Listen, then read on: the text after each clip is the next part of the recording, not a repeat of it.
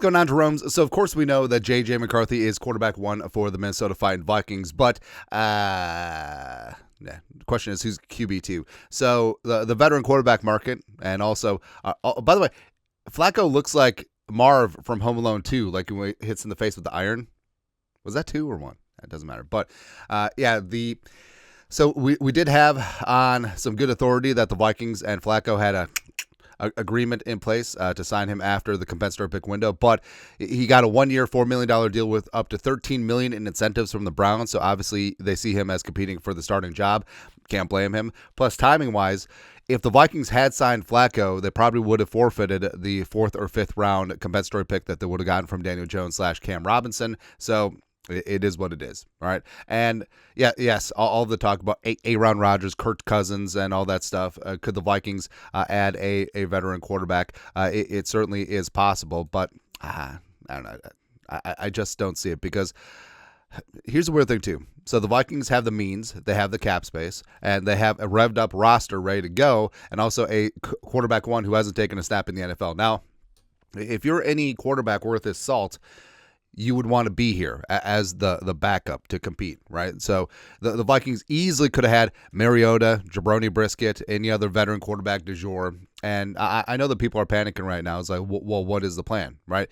What if the plan is that Brett Rypien ass is quarterback 2?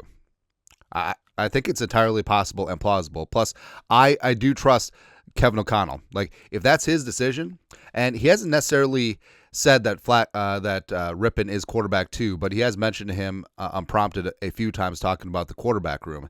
And if he determines that Brett Rypien can be the backup for J.J. McCarthy, I'm all for it, man. I'm all for it, because remember, Kevin O'Connell turned Sam Darnold into a Pro Bowler. I mean, homeboy could get a donkey to win the Kentucky Derby, so I ain't necessarily worried about that. But JJ needs a veteran mentor. I mean, sure, that would be nice, but also, I mean, Josh McCown is essentially a veteran mentor. Like, he's in mid-40s, recently played NFL quarterback, so de facto you have that there. Also, Rypien is also highly regarded, high football IQ, good in the quarterback room. Probably a future coach down the line. Following that Kellen Moore, Boise State to coach pipeline, it's very possible. And last year, remember, they picked up Rypien after he ripped it up in preseason for the crooked Chicago Bears. Would prefer Tyson Bagent, the pride of Shepherd University. But, Rypien put up great numbers in preseason for Chicago, and it came down to the Vikings made a choice, and they decided to go with Rypien over jumping Jaron Hall and the Mormon missile who went out to Seattle. And also, long story longer, remember, in December, Purple Persuasion put this out. From what Andrew Kramer has heard behind the scenes, it's that it's not a shoo-in that Nick Mullins is quarterback 2, and the Vikings are really impressed with what Brett Rypien has done. He's made them think and consider about their quarterback pecking order. Kramer noted that the Rypien has won 4 Scout Team Player of the Week awards this season, so he's functioning within the team. And also, remember, the Vikings, they passed on Darnold.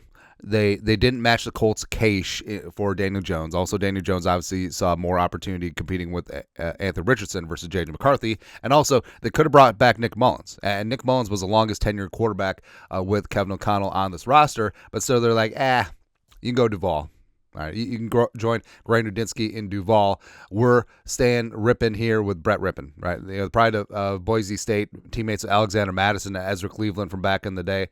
And overall, like, spotty. When he started, it's been intermittent, and he doesn't have the biggest arm in the world, but he is accurate underneath. He does process information quickly. He does go through his reads, and as we said, high football IQ, good in the quarterback room. He's exactly what you would want in a backup quarterback, someone who could hold down the fort if asked. He is a veteran, can certainly get things done, but I think overall, like, a lower variance Nick Mullins, that's actually really good, right? And also, he had Bears intel from last year, but that's whatever. Now, the Vikings certainly could and should look at quarterback in the draft, even though the Vikings have 4 draft picks. I mean, a little 5th or 6th round pick action for Will Howard or Kyle McCord, that certainly could be in that mix. But bottom line comes down to, do you trust Kevin O'Connell? Right? And if the Vikings wanted Daniel Jones, they could have kept him. If they wanted Mariota, Jumpin' Joe Flacco, well, we would have had to give him a comp pick, or Jabroni Brisket, or Tannehill still out there floating. Kirk Cousins. Aaron Rodgers? No. I trust this man, and if he thinks and he deems that Brett Rypien is a perfectly competent quarterback too, behind a quarterback, J.J. McCarthy, who hasn't started a game in the National Football League, you got to trust him.